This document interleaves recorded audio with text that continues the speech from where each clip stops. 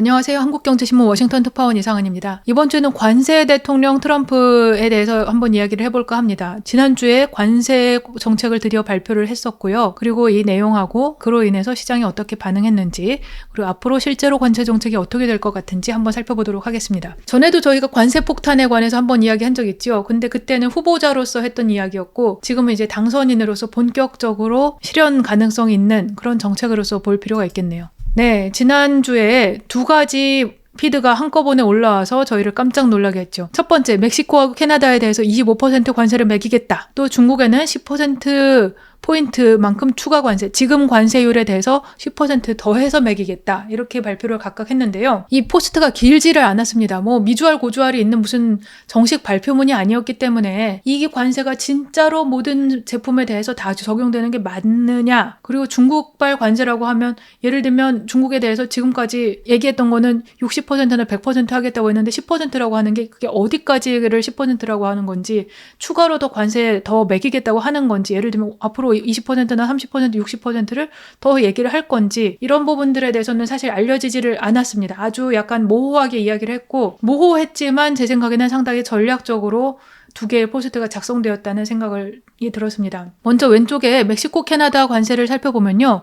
이건 USMCA를 사실상 폐기하겠다는 뜻입니다. USMCA는 미국, 멕시코, 캐나다 협정인데, 예전에 나프타, 북미 지역 자유무역 협정을 이제 새롭게 트럼프 본인이 자기 1기 정부 때 나프타는 나쁜 협정이니까 자기가 좋은 협정을 만들겠다고 하면서 만든 게 그게 바로 USMCA입니다. 근데 지금 그것도 나쁘다고 하면서 그것이 멕시코나 캐나다를 통해서 중국산 물품이나 그리고 불법 이민자 여러 가지가 유입되는 그런 경로가 되고 있다는 주장을 하면서 사실상 그것을 폐기하고 관세를 매길 수 있다는 주장을 펼쳤는데요. 이 주장이 가지고 있는 의미는 제가 보기에는 첫째는 보편 관세를 이야기하지 않은 것도 하나의 주목할 만한 부분이고요. 선별 관세로 멕시코하고 캐나다, 중국을 먼저 언급을 한 것도 눈길 끌고, 두 번째로 제가 관심을 가지는 부분은 EU입니다. EU를 마약하고 불법 이민자를 관세 부과의 이유로 삼았습니다. 사실은 관세라는 것은 경제정책인데, 경제정책의 이유를 무슨 무역 적자나 이런 걸 이유로 들지 않고, 환율이나 이런 것을 들지 않고 마약이나 불법 이민자를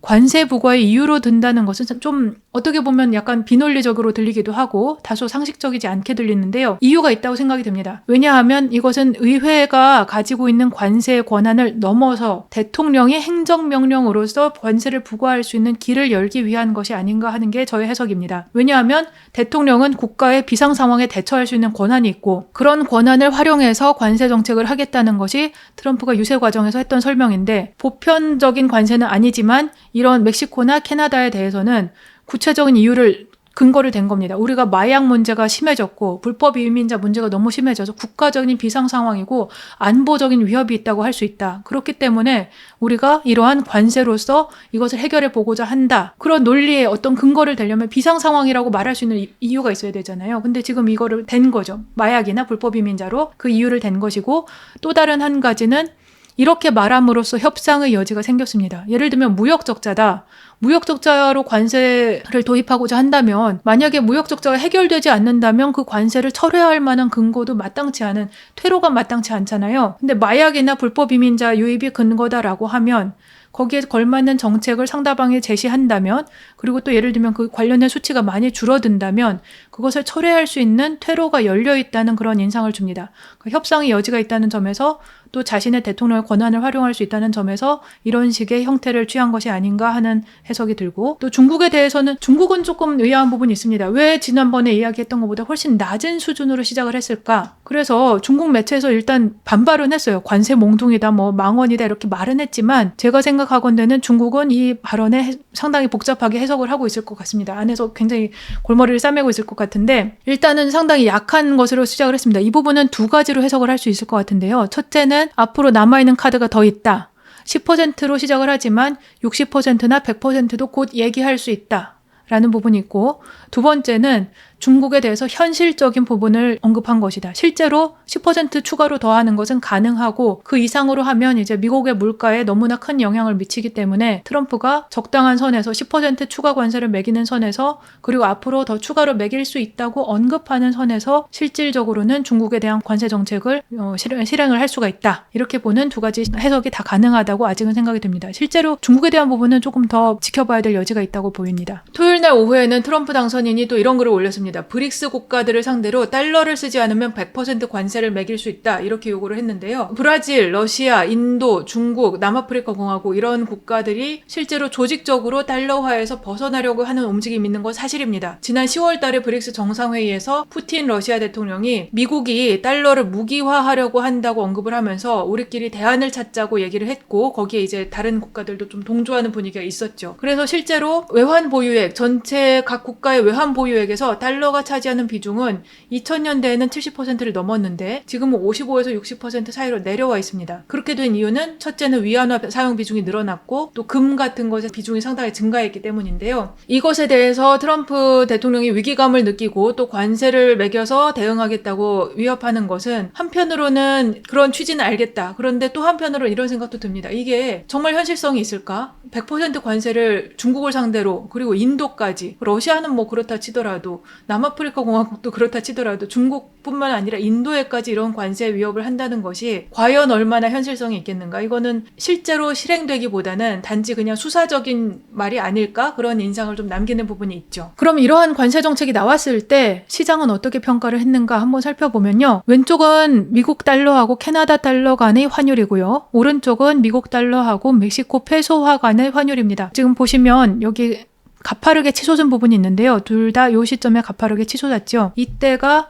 트럼프가 관세 정책을 트루스 소셜에 올려서 발표를 했던 그거에 영향을 받은 그 대목입니다. 그런데 이때는 환율이 치솟았다. 그 말은 이제 캐나다 달러가 약해지고 미국 달러가 강해졌다는 것인데 그 다음에 지금 슬금슬금 내려와서 원래의 수준을 회복했습니다. 또 오른쪽에 멕시코 페소화를 봐도 왔다 갔다는 하였지만 결국 어쨌든 현재 기준으로는 발표가 있기 전 상황 수준으로 돌아왔습니다. 관세 위협이 실제로 액면 그대로 트럼프가 말한 대로 진행되지 않을 것 같다는 것이 시장의 반응이라고 해석할 수 있겠습니다. 물론 이거 말고 다른 지표들도 여러 가지 봐야 되는데 이제 요 지표를 본다면 전반적으로 시장이 평정심을 찾았어요. 이것은 협상용인 것 같다. 이런 식으로 해석을 하고 있습니다. 그렇게 해석하는 이유 중에 하나는 재무장관의 임명입니다. 트럼프 대통령이 지금 재무장관으로는 스콧 베센트를 내정을 했고요. 또 오른쪽에 상무장관으로는 하워드 러트닉을 내정을 했는데 두 사람이 지금 견원지간입니다. 아주 엄청나게 싸우고 있고 이 싸움이 솔직히 다 알려져가지고 앞으로 트럼프 정부에서의 재무부와 상무부가 과연 협조를 할 수는 있을 것인가에 관해서 의문이 나올 정도입니다. 베센트는 이제 월가의 후원을 받았고요. 월가 억만장자들의 후원자들이 이제 베센트 뒤에 있고 러트닉은 일론 머스크하고 같이 이제 한 몸처럼 움직이고 있는 암호화폐파라고 할 수 있는데요. 베센트는 관세에 대해서 다소 온건파입니다. 러트닉은 강경파이고 베센트는 지금 러트닉한테 굉장히 화가 나 있고 마지막에 뭐 퍼킹 뭐 이러가면서 뭐 실제로 욕을 해가면서 너가 나를 공격한 것, 너가 나를 음해한 것을 다 알고 있다 이런 식으로 통화했다는 것 자체가 이미 언론에 보도된 상황입니다. 근데 이렇게 음해했다는 내용이 뭐냐 하면 베센트가 트럼프에 대한 충성심이 강하지 않다는 것인데 그 이유는 관세 정책에 온건하다는 겁니다. 왜냐면 베센트가 앞서서 파이낸셜 타임즈 같은 데하고 인터뷰를 하면서 관세는 바게닝 칩이고 그리고 그 총이 장전은 되어 있겠지만 실제로 쏘지는 않을 것 같다는 취지로 이야기를 했거든요. 그래서 러트닉이 트럼프한테 봐라, 베센트는 사실은 굉장히 월가의 기득권 세력과 같은 생각을 가지고 있고 관세에 대해서 그렇게 적극적이지 않다 이런 취지로 계속 언급을 했고 그래서 베센트와 그 주변 세력들이 급히 폭스뉴스나 여러 군데 이제 기고를 해서 관세가 필요하다 이런 취지의 기고문을 막 내놓았던 그런 맥락이 있었던 거죠. 어쨌든 시장에서 보기에는 관세에 관해서 베센트는 온건파, 러트닉은 강경파입니다. 그래서 굿캅, 배드캅이 같이 움직이는 그런 전략을 취할 것처럼 보이고 있습니다. 그렇지만 기본적으로 관세 정책은 상무부 것이긴 한데요. 그래서 상무부 밑에 USTR도 같이 있을 가능성이 있다고 이제 트럼프는 상무부가 USTR도 관할할 것이라고 트루스 소셜에 적은 바가 있습니다. 다만 이제 그게 의회에서 실제로 그것을 받아들일지는 아직 알 수 없지만 현재 전략은 그렇습니다. 그래서 그 러트닝 밑에서 USTR을 담당하게 될 그리어라고 하는 사람도 굉장히 중요한 인물인데요. 한국하고도 관련이 있습니다. 왜냐하면 한미 FTA 예전에 재협상할 때에도 관여를 했었고 또 중국에 관해서도 중국의 관세를 트럼프 정부에서 높게 매겼을 때 그때 그 협상을 담당했던 바로 그 인물입니다. 라이트하이저의 미님이라고도 할 수 있고요.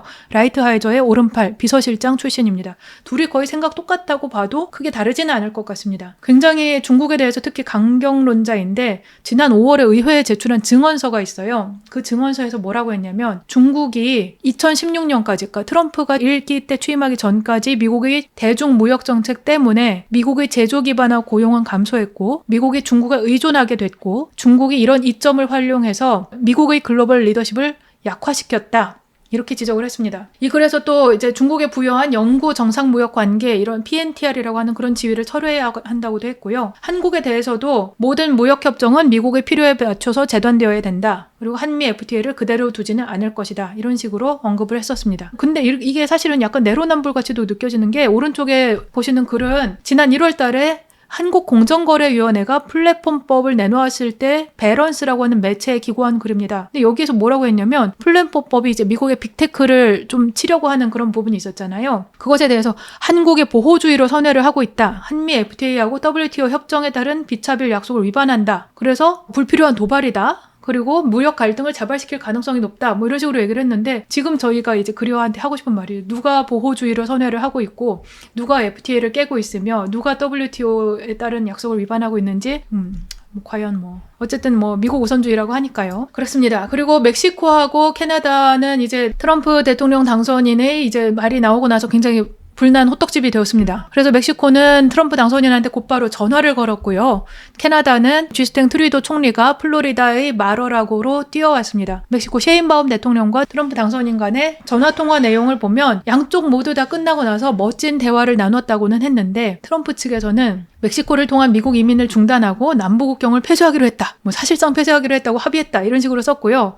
셰인바움 대통령은 아니다. 우리는 국경 폐쇄를 제안한 적이 없다. 서로 약간 이렇게 동상이몽의 대화를 나눈 듯이 보이긴 합니다. 그러나 어쨌든 셰인바움 대통령이 이 대화가 끝나고 나서 잠재적인 관세 전쟁은 없을 것이라고 기자회견에서 이야기를 했습니다. 그래서 이 부분이 아까 시장의 평가, 이 관세에 대한 위협이 실제로는 이루어지지 않을 수 있는 협상용 카드에 불과할 것이다라고 생각하는데 이제 기여를 한 부분이었죠. 캐나다의 반응을 보면 주스틴 트루도 총리의 경우에는 29일 날 지난 금요일 날 마러라고 해서 트럼프하고 만찬을 가졌습니다. 무려 3시간 동안이나 했는데 무역 얘기도 하고 국경 얘기도 하고 마약 얘기도 하고 우크라이나 중국 같은 것을 대화를 나눴다고 합니다. G7 중에서는 처음으로 찾아와서 대화를 한 거고요. 앞서서 아르헨티나의 밀레이 대통령이 트럼프 당선인을 잠깐 만난 적은 있지만 그것은 사실 정식 만남이라기보다는 밀레이 대통령이 다른 행사 때문에 와서 잠깐 세이 헬로 한 것이었다라는 게 트럼프 당선인 측의 입장이었는데 제대로 정상 간의 만남이 이루어진 거는 이제 트루도가 처음이었습니다. 트루도 총리 입장에서는 아주 급박한 상황이라서 그렇고 트럼프 입장에서도 캐나다 총리를 문전박대할 수는 없는 그런 상황이었다고 생각이 됩니다. 하지만 이제 멕시코하고 캐나다가 둘 다 트럼프 당선인에 대해서 저자세를 보이기만 하는가 이걸 좀 생각해 봐야 될 필요가 있는데요. 캐나다도 나름대로 준비를 하고 있습니다. 한 가지는 멕시코를 빼고 나프타와 같은 이 북미 지역 자유무역 협정이라고 하면 이제 멕시코, 캐나다, 미국 이렇게 3자가 하는 것인데 사실은 미국이 걱정하는 것은 멕시코기 때문에 멕시코 때문에 자기들도 25% 관세를 당하는 거는 굉장히 부당하다고 생각할 수 있잖아요. 그래서 캐나다는 멕시코 빼고 미국과 캐나다 간에만 협정을 따로 맺자는 주장도 하고 있고 또 한 가지는 만약에 너네가 관세를 매기면 우리도 보복 관세를 매기겠다는 그런 준비를 하고 있습니다. 실제로 캐나다가 보복 관세를 매긴다거나 멕시코가 보복 관세를 매긴다면 결코 미국 입장에서 그것이 편안한 상황이 될 수는 없습니다. 세 나라는 아주 긴밀하게 경제적으로 엮여있기 때문인데요. 캐나다의 경우에는 대표적으로 미국이 원유를 수입을 합니다. 미국에서 셰일가스 때문에 이제 원유를 생산도 많이 하지만 수입도 하는데 수입되는 원유의 60%는 캐나다산입니다. 그래서 키스톤 파이프라인이라고 커다란 캐나다로부터 이제 원유를 수입하기 위한 파이프라인 프로젝트를 하기도 했잖아요. 그리고 또 전력이 수입되는 것의 85%는 캐나다산입니다.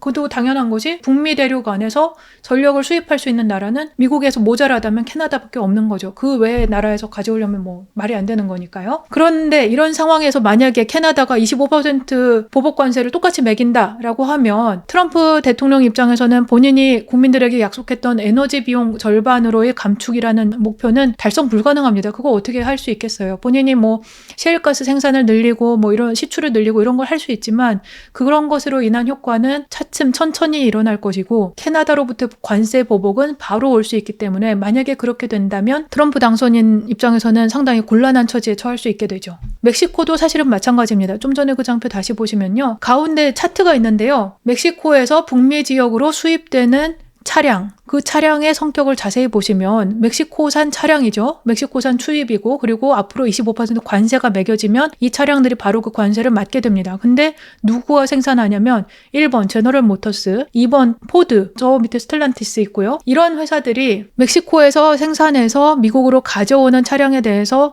25% 관세를 매기겠다는 트럼프 당선인의 계획을 과연 흔쾌히 받아들일 수 있는가, 또 미국 소비자들이나 미국 유권자들이 그래라 이렇게 할 것인가에 대해서 의문이 있는 거죠. 실제로는 트럼프 당선인이 이야기하는 것처럼 그렇게 나쁜 것만 들어오는 게 아니라 경제적으로 엮여 있어서 자연스럽게 미국이 큰 소비지니까 자연스럽게 수입되는 부분들이 있는데 이것을 다 문을 닫아 걸고 안에서 생산하자고 했을 때 그 계획이 과연 현실 가능성이 있느냐는 문제가 있습니다. 관세가 그리고 도입된다면 어떤 방식으로 언제 도입될 것인가도 우리가 또 생각을 해볼 수 있는데요. 최근에 제이슨 토머스라고 칼라일의 리서치 부문장을 인터뷰를 한 바가 있습니다. 이 사람의 설명 중에 하나는요. 트럼프의 관세 패키지가 투 트랙으로 나올 것이다. 첫 번째는 취임 초기에 나오는 어떤 뭐 행정명령이 되었든 아니면 구두 발표가 되었든 그런 처음에 나오는 작은 패키지가 있을 것이고 그 다음에 큰 패키지는 5월쯤에 2분기쯤에 나올 것이다. 왜냐하면 관세를 제대로 도입한다는 데에는 그것이 바로 취임 직후에 즉각적으로 나오기가 사실은 힘들다. 왜냐하면 사람이 그 자리에 적당하게 일단 배치가 돼야 되고 그 배치된 사람들을 통해서 적당한 프로세스를 밟아야 되고 그게 정책이 어느 정도 준비가 되어 있다고 하더라도 아무리 빨리 서둘러도 서너 달은 걸릴 것이다.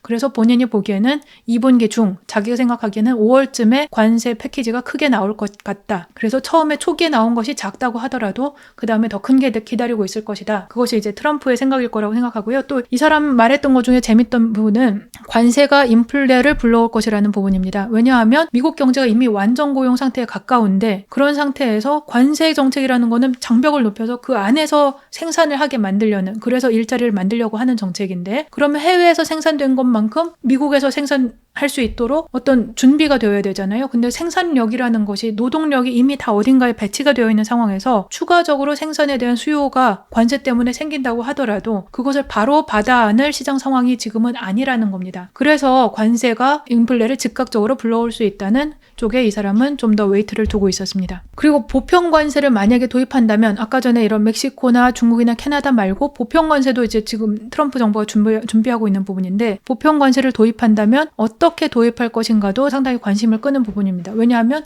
보편 관세는 도입하기 어렵기 때문인데요. 지금까지 했던 여러 경제 정책하고도 맞지 않는 부분이 있습니다. 마이클 비먼이라고 전 USTR 대표부하고 인터뷰를 했었는데 이 사람의 생각은 처음에는 트럼프 당선인이 유세 과정에서는 입법 없이도 보편 관세를 할 수 있다고 주장을 했어요. 행정명령으로 할 수 있다. 그러면서 국제 비상경제권한법 IEPA 같은 것을 사용해서 할 수 있다고 주장을 했습니다. 무역법이라든가. 근데 자기 생각에는 그렇지 않을 것 같다. 왜냐하면 입법 없이 보편 관세를 하는 것은 역풍이 크게 불 수 있다는 겁니다. 지속성이 낮고, 왜냐하면 관세는 원래 기본적으로 의회의 권한인데 특정 나라에 대해서 비상 상황을 이유로 조금씩 하는 것이 있을 수 있다 하더라도 모든 나라에 대해서 모든 물건에 대해서 세율을 대통령이 의회를 경유하지 않고 임의로 정한다는 것은 곧바로 아마도 법적 소송에, 수많은 소송에 시달리게 될 것이고 실제로 관철되지 못할 가능성이 높기 때문에, 그리고 트럼프 측도 이를 잘 알고 있어서 민주당이 상원을 차지하고 있었던 지난 대선 전 11월 5일 전에는 어쩔 수 없이 행정명령을 하겠다는 주장을 했을 수 있지만 이미 공화당이 우위를 점한 이상에는 입법을 통해서 이것을 실천을 할 것이다 라고 본인은 생각한다. 이렇게 설명을 했습니다. 저도 이 부분이 상당히 설득력이 있다는 생각이 듭니다. 물론 이제 공화당 내에 반대표가 나올지는 모르겠으나 가능하면 그렇게 하려고 하겠죠. 입법을 통해서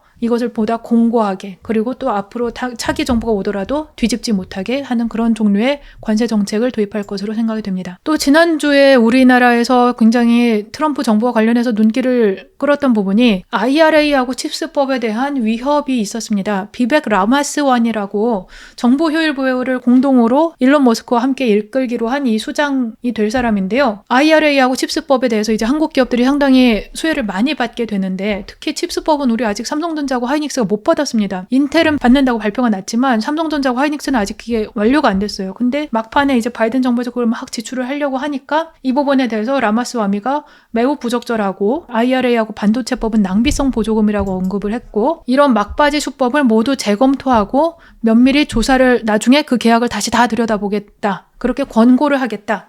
그러니까 아마도 정보효율부라는 게 이제 정식 부처가 되지 못할 것으로 예상이 되고요. 뭔가를 권고하는 조직이 될 것으로 보이는데요. 자기들이 이것을 권고하겠다 이런 이야기를 했습니다. 또 이런 말을 했는데 이것도 저의 눈길을 끌었는데 리비안이 바이든 정부에서 66억 달러를 지원받기로 한 부분이 있는데 조지아에 전기차 공장을 세우려고 하는 거였는데요. 근데 이것에 대해서 일론 머스크하고 테슬라를 겨냥하는 정치적 작업이다. 그리고 이런 리비안이 7,500개의 일자리를 만든다고 근데 66억 달러를 줘서 7,500개 일자리를 만들면 일자리 하나당 88만 달러 꼴 아니냐 이런 주장을 했습니다. 결국에는 IRA나 칩스법을 통해서 일자리가 늘어난다고 하더라도 자기들은 그것을 이제 받아들일 수 없다는 취지로 이야기를 하는 거였는데요. 국내 기업들한테도 상당히 주는 함의가 있습니다. 그리고 또 제가 이 피드를 보면서 생각한 것은 일론 머스크하고 테슬라의 개인적인 이해관계가 트럼프 정부의 정책에 굉장히 큰 영향을 미친다는 점. 그러니까 물론 테슬라 가격이 주가가 오르는 것도 타당하다고 볼 수 있고 또 나아가서 국내 기업들이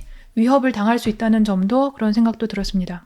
지난번에 워싱턴의 로비스트 그룹인 리빙스톤 그룹의 밥 리빙스톤 회장도 한번 인터뷰를 했었는데요. 전 공화당 하원 의원입니다. 지금 트럼프 캠프 쪽하고도 가까운 편인데 리빙스톤 회장과 그 밑에 이제 앨런 마틴이라고 공동 창업자가 하는 이야기를 들어봤을 때에도 트럼프 정부는 보조금으로 산업을 육성한다는 개념 자체를 좋아하지 않는다. 그래서 IRA나 칩스법과 같이 한국 기업들이 받는 보조금도 상당히 줄어들 수 있을 것으로 예상한다고 이야기를 했습니다. 트럼프 정부의 등장은 통화 정책에도 영향을 미칠 것으로 예상이 되고 있습니다. 지금 왼쪽에 보시는 시카고 상품거래소의 패드워치를 보시면 18일 날 열리게 되는 FOMC 통화정책회의에서 금리를 낮추지 않을 것이라는 전망이 34%, 25bp만 낮출 것이라는 전망이 66%입니다. 과거에는 12월 달에 25bp는 물론이고 50bp도 낮출 수 있다는 전망이 있었는데 지금 그렇지 않은 것으로 나타나고 있고요. 왜냐하면 트럼프의 정책이 앞으로 관세를 도입한다든가 하면 이것이 인플레를 예고하는 부분이 있고 이런 부분에 대응하기 위해서는 금리를 또 너무 낮췄다가 다시 또 너무 높였다가 이렇게 왔다 갔다 하는 것이 애로사항이 있기 때문에 좀 지켜봐야 된다는 분위기가 강해진 것 같습니다. 또 하나는 이제 지금 미국의 지표들이 금리 인하가 급박하게 필요하다는 것을 뒷받침하는 지표가 거의 나오지 않고 있습니다. 아직 경기가 괜찮다는 지표들이 주로 많이 나오고 있기 때문에 현재 기준으로는 이달에 금리를 인하하지 않거나 인하한다 하더라도 25bp에 그칠 가능성이 높은 것으로 파악됩니다. 오늘은 여기까지 하겠습니다. 또 다음 주에 재밌는 이야기로 다시 여러분들을 만나도록 하겠습니다. 감사합니다.